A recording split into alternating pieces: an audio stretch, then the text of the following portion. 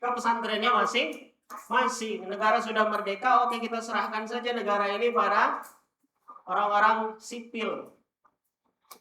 Nah ini yang salah satu catatan dari Kiai Haji Soleh Iskandar, bahwa sifat para kiai dan santri yang tawadu tadi membuat mereka kemudian lebih baik memilih mundur dan kembali ke pondok-pondok pesantren mereka. Kemudian jabatan-jabatan strategis secara politik, sosial, masyarakat dan lain sebagainya itu kemudian diisi oleh orang-orang yang mungkin bisa banyak dari nasionalis dan lain sebagainya.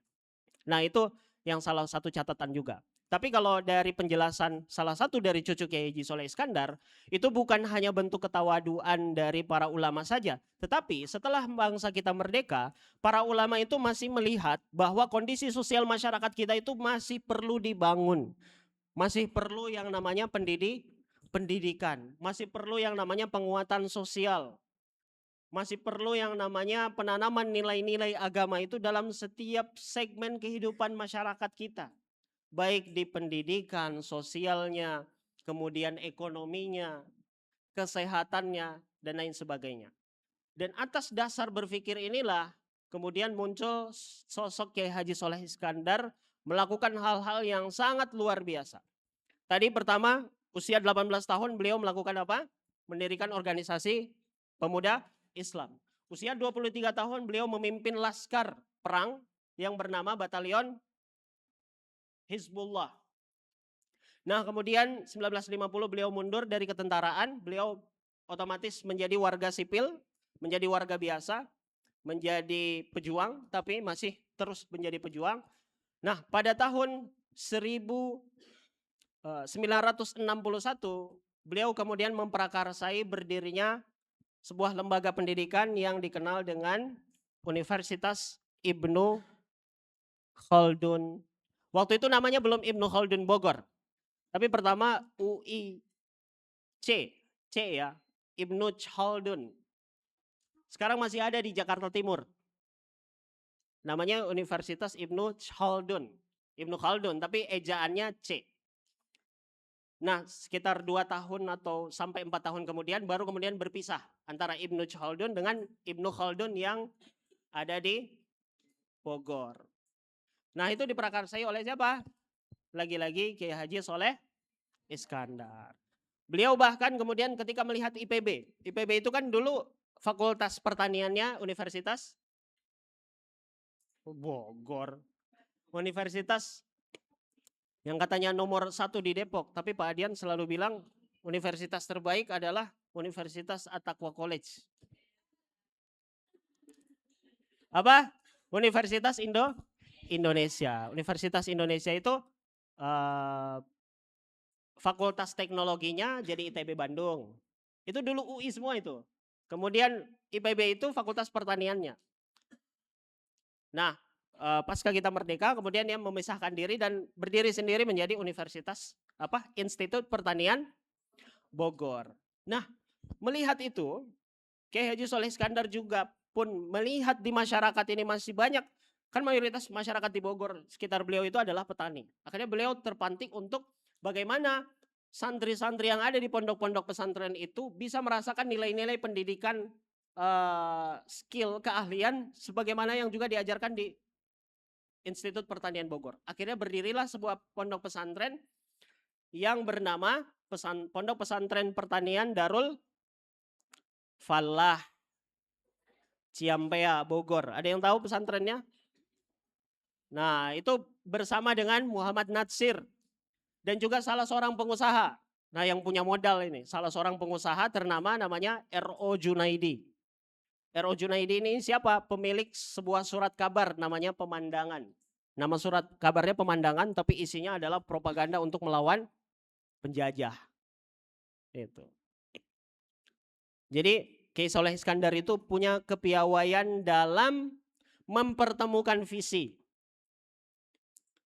Kebetulan skripsi saya di UIK tahun 2020 itu membahas tentang kepiawaian komunikasi Kiai Haji Soleh Iskandar dalam membangun ukhuwah ulama pondok pesantren. Karena beliau yang kemudian memprakarsai berdirinya juga Badan Kerjasama BKS PPI. Kalian tahu air suti kan? Kalian pernah baca di air suti itu? Ada apa? Tafakuh fiddin, kemudian iqamatuddin. Itu slogan yang berasal dari buah pikirannya Kiai Haji Soleh Iskandar. Lahirlah kemudian BKS PPI. Tadi udah berdiri apa? UIK 1961. Kemudian berdiri juga Pesantren Pertanian Darul Falah. Kemudian berdiri lagi 1972. Jadi kalau saya perhatikan data tahunnya, itu setiap 10 tahun beliau selalu membuat gebrakan. Jadi di tahun 60-an beliau mendirikan Darul Falah, UIK. Kemudian ada pesantren Darul Muttaqin. Beberapa santri di sini kalau tidak salah pernah silaturahim ke Darul Muttaqin. Angkatan siapa tuh dulu? Pernah ada salah satu cucu dari kiai di pesantren Darul Muttaqin itu mondok di sini. Saya lupa lagi namanya. Kiai Matroja, beliau terkenal. Pesantren Darul Muttaqin di Parung. Mungkin dulu angkatan berapa itu pernah tuh ada yang apa namanya? Kalau nggak salah main futsal, ngadu futsal di pesantren Darul Muttaqin. Nah itu didirikan oleh salah satu di prakarsa oleh Kiai Haji Soleh Iskandar. Kenapa? Karena di sana tempat lokalisasi. Tahu lokalisasi? Ya, tempat hiburan apa namanya? Tempat hiburan malam, perjudian, tempat sabung ayam, pelacuran dan lain sebagainya. Akhirnya muncullah inisiasi dan lahirlah pesantren Darul Muttaqin. Lagi-lagi oleh siapa? Kiai Haji Soleh Iskandar. Nah, 1972 pesantren sudah di mana-mana. Beliau juga memprakarsai berdirinya pesantren Tarbiyatun Nisa di Bantar Kambing, Bogor. Yang kemudian nanti dipimpin oleh Kiai Khairul Yunus. Salah satu almarhum, beliau salah satu pakar aliran sesat di Kabupaten Bogor, Dewan Dakwah juga. Nah, pesantren Tarbiyatun Nisa. Nah, setelah banyak fenomena pesantren berdiri, kemajuan pendidikan umat Islam yang sangat luar biasa, Kiai Soleh Iskandar melihat ada nilai-nilai yang kemudian runtuh dari pesantren. Ada nilai-nilai yang sudah pudar dari pesantren. Karena menurut beliau, pesantren adalah tempat untuk melahirkan kader-kader pejuang. Beliau mengatakan, ini pikiran beliau mengutarakan bahwa vitalitas pesantren, vitalitas itu kan maksudnya power utamanya, ruh utamanya pesantren itu. Dan kalau itu nggak ada berarti hilang udah fungsi pesantren itu. Nah, vitalitas pesantren adalah melahirkan insan-insan yang beriman, berilmu, dan berjiwa masyarakat yang kembali ke masyarakat, kembali ke keluarganya untuk menyebarkan agama, mengajarkan agama yang mereka pelajari di pondok-pondok pesantren tadi. Kemudian apa? Membangun masyarakat. Nah, itu salah satu buah pikiran beliau yang betul-betul beliau perjuangkan. Sehingga berangkat dari keresahan bahwa pesantren sudah banyak kehilangan fungsinya tadi, beliau kemudian mendirikan sebuah lembaga kerjasama pondok pesantren untuk menyamakan ruh perjuangan seluruh pondok pesantren yang ada di Jawa Barat, bahkan kemudian menjadi seluruh Indonesia. Nama lembaganya apa? BKS PPI, yang kemudian coba diaktifkan lagi sekarang dan kemudian memproduksi salah satu air yang kita minum kalau acara ya, buat tamu ya, bukan santri ya, buat tamu. Nah, itu air suti, pasti santri At-Taqwa semua sudah tahu ya. Nah, itu BKS PPI, Badan Kerjasama Pondok Pesantren Seluruh Indonesia. Nah, BKS PPI itu untuk memastikan nilai-nilai perjuangan pesantren tadi, memastikan bahwa pesantren itu tetap pada koridornya, untuk melahirkan kader-kader yang ikhlas berjuang di masyarakat. Kemudian beliau mengutarakan bahwa peran pondok pesantren itu apa? Dua hal yang paling utama. Yang pertama, tafakuh fiddin. Tafakuh fiddin artinya apa? Belajar mendalami ulumuddin. Ilmu-ilmu agama. Mulai dari yang paling dasar sampai yang paling paripurna. Belajar bahasa Arab, nahwu, shorof, ulumul hadis, tafsir, ulumul Quran, mustalah hadis, bahasa Arab, nahwu, balaghah, shorof, dan lain sebagainya. Semua ulumuddin. Apa? Tafaqquh fiddin. Apa dalilnya? Ini dikemukakan oleh beliau. Dalilnya apa? Surah Al-Baro'ah. Al-Baro'ah itu surah apa? At-Taubah ayat 102. Waktu itu mau perang Tabuk, banyak sahabat yang semangat sekali untuk berjihad dan berperang. Terlalu semangat berperang, turunlah ayat ini. Wa makanal mu'minuna liyanfiru kafatan. Falaula nafaro min kulli firqatin minhum ta'ifatun liyatafaqahu fiddin wa liyunziru qaumahum idza raja'u ilaihim. Tafaqquh fiddin. Nah, itu dalilnya. Jadi fungsi pesantren yang pertama tadi apa? Tafaqquh fiddin. Dalilnya Quran surah At-Taubah ayat 122. Kemudian setelah kita belajar, apakah sudah selesai tanggung jawab seorang santri? Apakah ketika dia sudah hafal Quran, disematkan mahkota, kemudian dibikin seremonial, dipakein jubah, memakaikan jubah secara simbolik kepada orang tuanya, apakah selesai tugas seorang santri? Tidak. Ada menunggu tugas yang justru lebih berat. Apa itu tugasnya? Surah Al-Hasyr ayat 13. Apa bunyinya? Siapa yang udah hafiz Quran? Hah? Siapa yang sudah hafiz Quran? Saya lupa awalnya. Apa? Surah Al-Hasyr ayat 13. 6. Syara'alakum minad-dini ma wassa bihi Nuhan walladzi auhayna ilaika wa ma wassayna bihi Ibrahim wa Musa wa Isa an aqimuddina wa la tatafarraqu fihi. Allah memerintahkan apa? Aqimuddin, tegakkan agama. Agama yang sudah kami sampaikan ini nasihat kata Allah, ini nasihat juga ini dialog dengan Rasulullah Shallallahu Alaihi Wasallam. Allah beri isyarat bahwa nasihat ini juga disampaikan kepada Nabi Nuh. Nasihat ini juga, perintah ini juga disampaikan kepada Nabi Ibrahim, kepada Nabi Musa, dan juga kepada Nabi Isa. Apa nasihatnya? Aqimuddin, tegakkan agama. Nah, bagaimana menegakkan agama yang sudah kita pelajari tadi sebagai seorang santri? Kiai Soleh Iskandar membagi jadi 3 peran. Peran yang pertama adalah jihad dalam hal keilmuan yang dilakukan oleh siapa? Ulul albab. Ulul albab itu siapa? Orang-orang yang berilmu. Itu peran pertama. Berjuang dengan ilmu. Kemudian dimensi perjuangan yang lain, yang selanjutnya adalah berjuang dengan harta. Maka Kiai Soleh Iskandar menyebut mereka dengan ulul amwal. Orang-orang yang punya harta.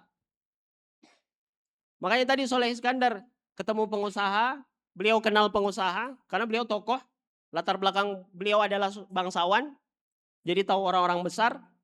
Ketemu tokoh yang punya banyak harta kekayaan, dijelaskan buah pikirannya, diajak untuk berinvestasi, wakaf, lahirlah pondok-pondok pesantren tadi. Nah, kemudian peran selanjutnya yang tidak kalah penting dalam menegakkan agama setelah tadi ulul albab dengan ilmu, kemudian ulul amwal dengan harta, dan yang ketiga adalah ulul amri. Siapa mereka? Penguasa. Dan itu betul-betul dijalankan oleh Kiai Haji Soleh Iskandar dalam proses perjalanan kehidupan beliau. Banyak sekali hal-hal yang beliau ciptakan itu lahir dari kombinasi 3 hal tadi. Menariknya, kalau kita lihat di dalam Al-Quran, Allah memberi isyarat, memberikan kita sebuah kisah yang tentu mengisyaratkan bahwa suatu peradaban itu dia memiliki 3 pilar penting. Pilar keilmuan, pilar kekuasaan, dan juga pilar harta. Ada 3 tokoh di situ yang Allah hadirkan kisah mereka di dalam Al-Quran. Tapi ketiga potensi itu mereka gunakan untuk hal yang buruk. Yang pertama siapa? Kekuasaan. Siapa? Fir'aun. Kekuasaannya dia berbuat zalim dan lain sebagainya. Kemudian yang dengan harta. Korun. Kemudian dengan ilmunya yang nanti dia minta dibuatkan ini. Firaun itu minta dibuatkan apa namanya? Tangga untuk ya bahasanya semacam tangga untuk bisa menghampiri Tuhannya Musa. Itu kan? Siapa? Haman. Jadi kombinasi antara ilmuwan, pengusaha, dan penguasa. Kalau konteks zaman sekarang berarti kombinasi antara siapa? Ilmuwan, oligarki, dan siapa? Politisi. Luar biasa. Nah ini buah pikiran Kiai Haji Soleh Iskandar yang kemudian beliau realisasikan dalam bentuk kerja-kerja konkret tadi. Beliau melahirkan pondok-pondok pesantren dari tadi. Mengajak orang-orang yang punya harta, yang punya kekuasaan, diajak dialog. Mempertemukan visi. Oh saya punya gagasan seperti ini, saya punya ide seperti ini. Bagaimana? Apakah saudara siap mendukung? Nah, jadilah pondok-pondok pesantren tadi. Kemudian badan kerjasama pondok pesantren. Dan apakah selesai sampai di situ perjuangan Soleh Iskandar? Belum. Melihat fenomena sosial masyarakat di sana, yang tentu kesehatannya masih sangat terbatas. Beliau kemudian berpikir untuk mendirikan sebuah rumah sakit. Yang sampai sekarang masih berdiri, namanya Rumah Sakit Islam Bogor. Mungkin gak semuanya tahu ya, karena kebanyakan santri At-Taqwa ini ya kalau nggak orang Depok, orang Bekasi. Iya, kalau nggak orang Depok, orang Bekasi. Orang Bogor jarang. Ada yang tahu Rumah Sakit Islam Bogor? Itu dekat sama UIK. Kalian tahu UIK? Nggak tahu juga. Nanti kita main ke sana. Ya, jadi Rumah Sakit Islam Bogor. Lagi-lagi beliau mendekati para pengusaha. Orang-orang yang punya ilmu, mendekati orang-orang yang punya harta tadi. Beliau punya ilmunya, beliau punya pikirannya. Beliau mengajak orang yang punya kemampuan finansial, diajak untuk berinvestasi, mewakafkan harta mereka untuk apa? Rumah sakit. Yang mungkin hal ini tidak dilakukan oleh alumni-alumni kedokteran di kampus-kampus yang populer sampai saat ini. Kehitung coba berapa orang di Indonesia ini yang kemudian berpikir mendirikan rumah sakit. Dari sekian banyak alumni Fakultas Kedokteran. Tapi apakah Kiai Soleh Iskandar tadi alumni Fakultas Kedokteran? Hah? Tidak. Tapi itulah salah satu hasil dari pendidikan pondok pesantren. Nah, setelah mendirikan rumah sakit Islam itu sekitar tahun BKSPPI tadi, UIK tadi 1960-an, kemudian BKSPPI 1970-an. Nah, Rumah Sakit Islam Bogor ini 1982, 1980-an. Makanya saya bilang tadi per satu dekade beliau selalu membuat hal yang sangat luar biasa. Dan terakhir, sebelum beliau kemudian tutup usia, beliau berpikir tentang kesejahteraan sosial ekonomi masyarakat di tempatnya. Beliau kemudian membuat sebuah lembaga ekonomi yang bernama Koperasi Ikhwanul Muslimin. Gak tanggung-tanggung namanya. Koperasi Ikhwanul Muslimin. Koperasi yang memang berjuang untuk menjalankan nilai-nilai ekonomi Islam. Yang nanti menjelang wafatnya beliau, Koperasi Ikhwanul Muslimin ini berubah nama menjadi Bank Perkreditan Rakyat Syariah, BPRS Amanah Ummah. Sampai sekarang masih ada itu bangunannya, berdiri kokoh di, kalau kita ke Bogor ada di Pasar Lewiliang sana. Beliau bukan bank ini bukan salah satu, tapi bank pengkreditan syariah terbaik di Indonesia yang asetnya sampai lebih dari 500 miliar. Wah, miliarnya, wah. Singkatnya kemudian beliau setelah bank itu diresmi, bahkan ini berdiri sebelum Bank Muamalat ya. Bank Muamalat itu berdiri tahun 1995 atau 96. Itu salah satu tokohnya kakeknya ini. Siapa di sini yang sepupunya Alwan itu? Ya, eh, ya Fatan, kakeknya Fatan.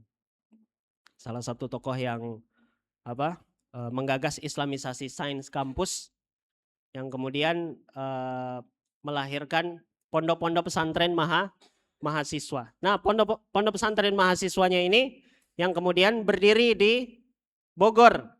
Salah satunya pesantren Al Azhar. Nah, ini juga diprakarsai oleh salah satunya juga oleh Kiai Haji Soleh Iskandar. Siapa saja yang belajar di pesantren Al Azhar Bogor sebagai mahasiswa IPB, mereka mondok juga di pesantren Al Azhar dan juga pesantren Ulul Albab.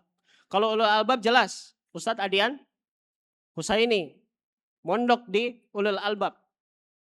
Jadi Ustadz Adian Husaini ketika mahasiswa mondok di Ulul Albab. Kemudian di pesantren Al Azhar. Nah, ini yang menarik untuk anak-anak Atko. Kenal Ustadz Hannibal? Kenal, belum ya, belum dapat. Ustadz Hannibal salah satunya, alumni di situ. Kemudian nanti ada Ustadz Budi Handrianto, alumni Al Azhar. Kemudian nanti ada ustadz-ustadz lain yang saya tidak bisa sebutkan satu persatu, yang jelas masih berada di sekitar, masih sekarang mendukung perjuangan dakwah dan khususnya di bidang keilmuan, khususnya kepada Ustadz Adian. Makanya banyak Ustadz Budi, Ustadz Hannibal itu sampai sekarang mendukung Ustadz Adian dan mereka menjadi pengajar di Atko. Nah, itu salah satunya adalah alumni pesantren Al Azhar. Nah, itu diprakarsai juga oleh Kiai Haji Soleh Iskandar. Jadi adik-adik sekalian yang dimuliakan Allah, gimana waktu kita? Bentar lagi ya.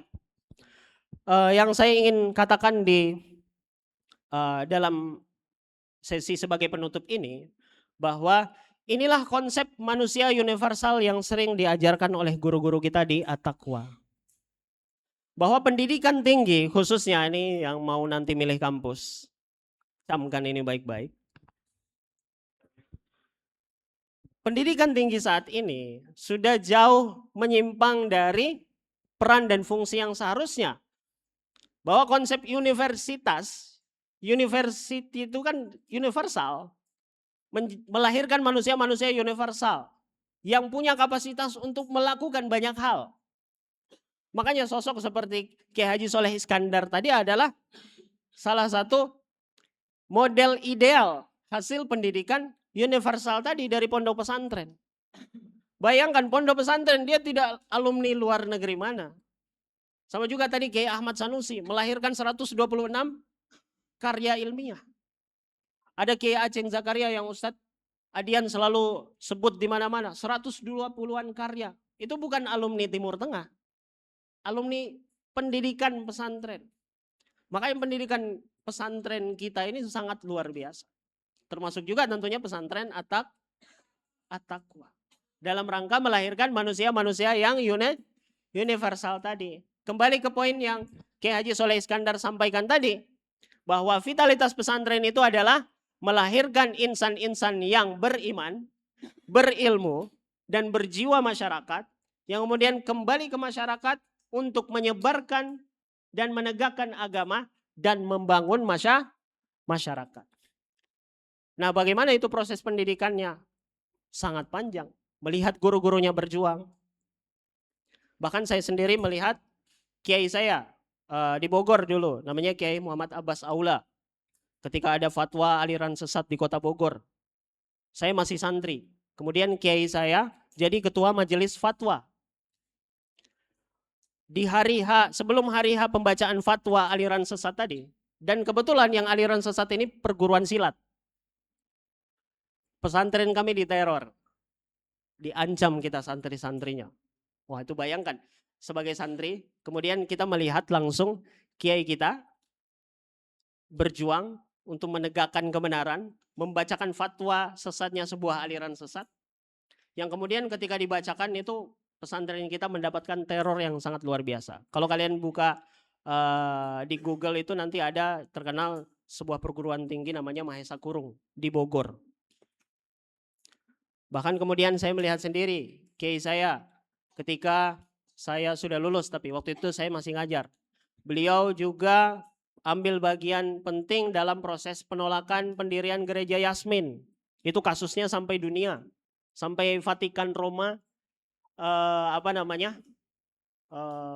memberikan perhatian khusus. Indonesia itu sampai dilabeli negara yang intoleran. Bogor itu jadi terkenal karena kasus gereja Yasmin sampai belasan tahun. Nah itu salah satunya, saya melihat sendiri kita santri-santrinya diajak untuk demo dan lain sebagainya. Bahkan waktu itu sampai ada asatidz yang mengatakan bahwa kiai kami pun diancam nyawanya. Bahkan ada beberapa ulama yang harga kepalanya dikasih harga tertentu untuk jaminan agar mereka dihabisi nyawanya. Nah yang saya ingin katakan adalah itu adalah bagian dari hasil pendidikan. Jadi pendidikan itu seperti yang Ustadz Adian sering sampaikan kepada kita dalam nasihat-nasihat beliau. Pendidikan itu bukan sekedar fasilitas, kurikulumnya seperti apa. Makanya ada kaidah Gontor yang sangat terkenal. Apa? At-thariqatu ahammu minal madah. Metode itu lebih penting daripada pelajaran. Kemudian apa?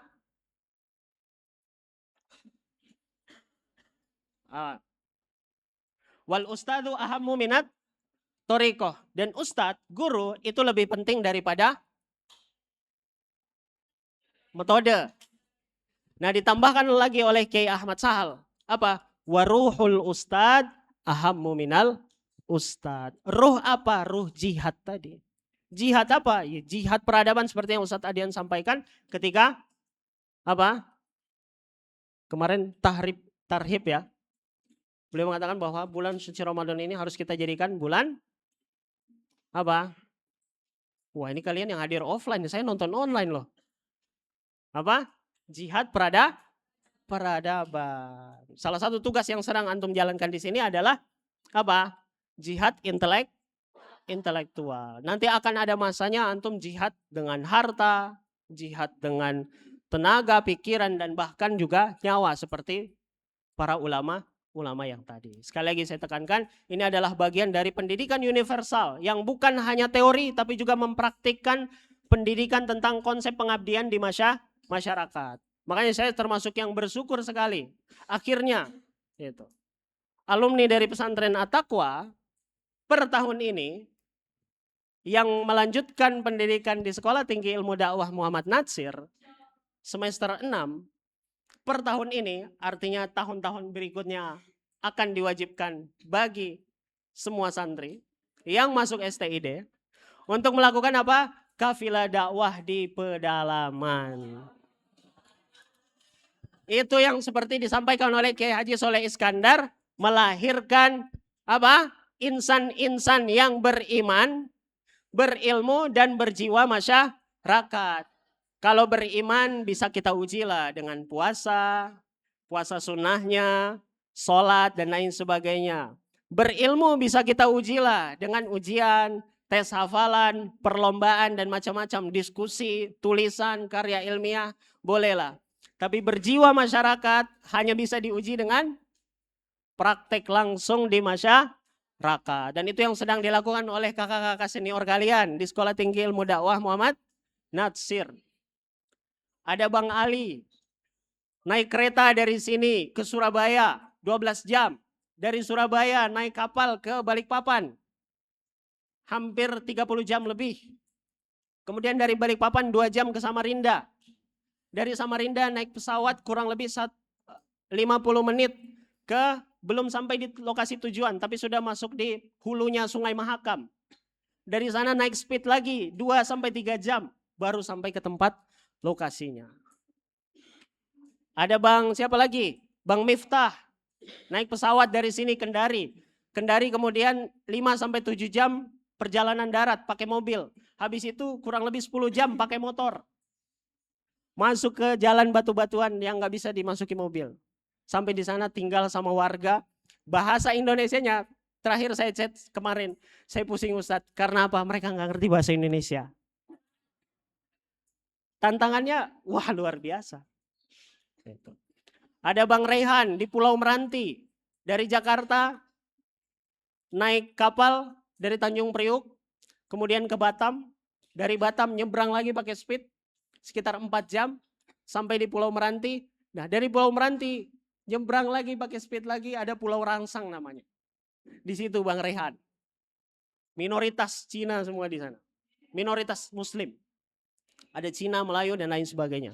Ada Bang Nabil di Pontianak, dari bandara itu sampai sekitar 7 sampai 8 jam.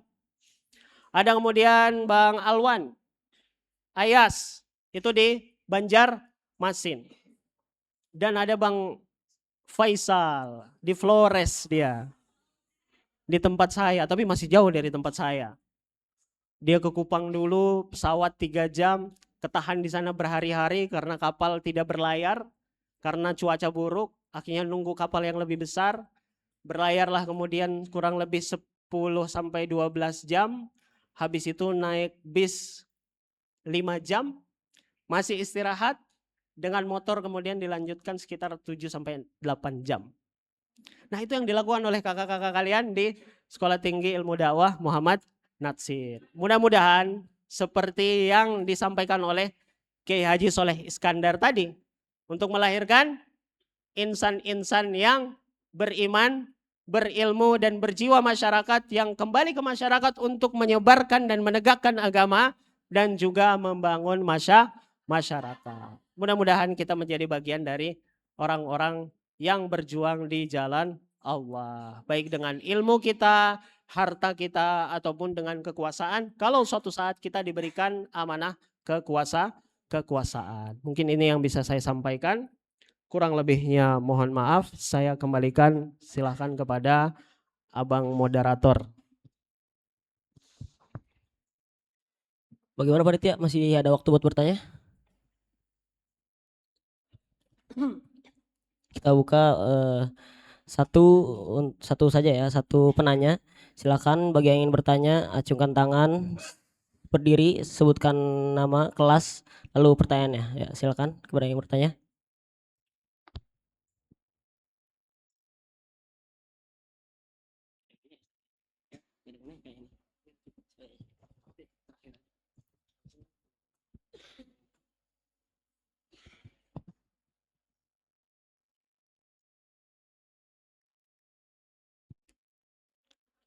Gak ada nih, gak ada yang mau nanya?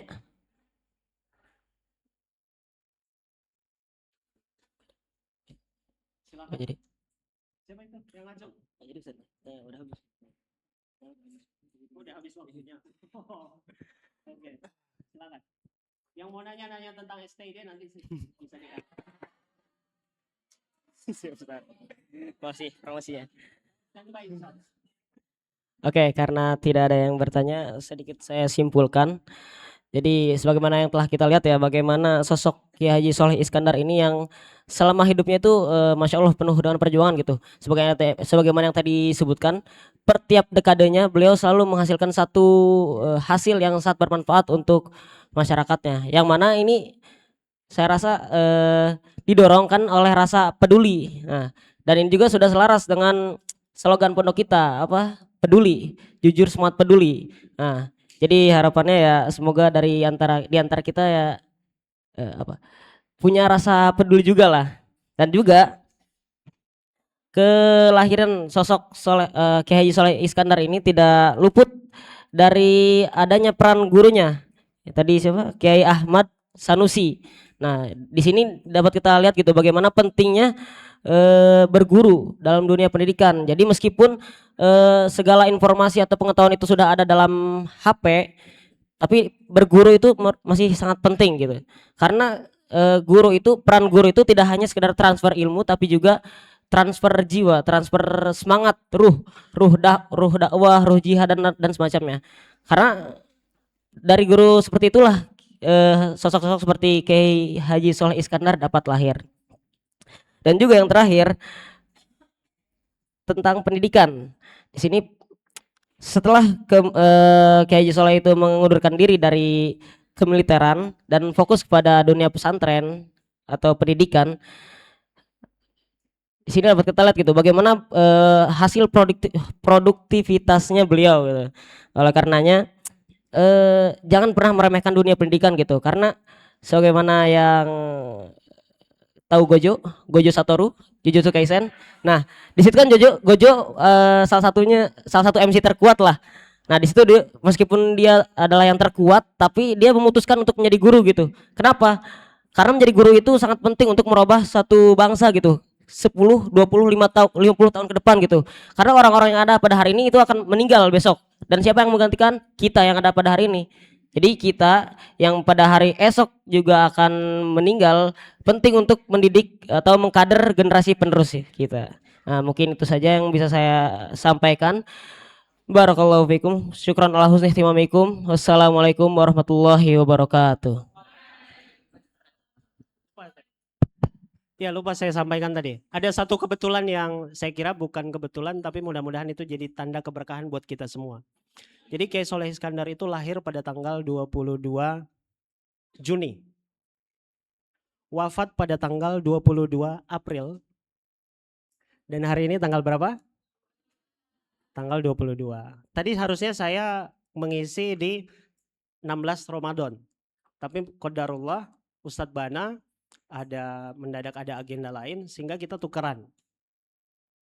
Berarti proses pertukarannya itu sudah Allah takdirkan dan saya termasuk yang tidak percaya hanya kebetulan. Tapi semudah-mudahan itu menjadi tanda bahwa apa yang saya sampaikan ini kemudian menjadi satu hal yang penting antum pikirkan dan antum renungkan sebagai apa? Sebagai santri. Terutama tadi soal dalam memilih lembaga pendidikan. Untuk kita mendapatkan pendidikan yang betul-betul menanamkan ruh jihad dan perjuangan. Kita nggak bisa belajar dari orang yang nggak pernah berjuang. Kalau kita mau jadi pejuang, kita harus belajar sama orang yang pejuang. Dan orang pejuang itu bukan yang belajar hanya di balik perpustakaan, buku-buku saja. Mereka yang terjun langsung dan berkecimpung dengan berbagai problematika yang ada di masyarakat. Nah, mudah-mudahan semua santri At-Taqwa insya Allah menjadi generasi pejuang untuk melanjutkan sanad perjuangan para ulama. Syukran. Assalamualaikum warahmatullahi wabarakatuh.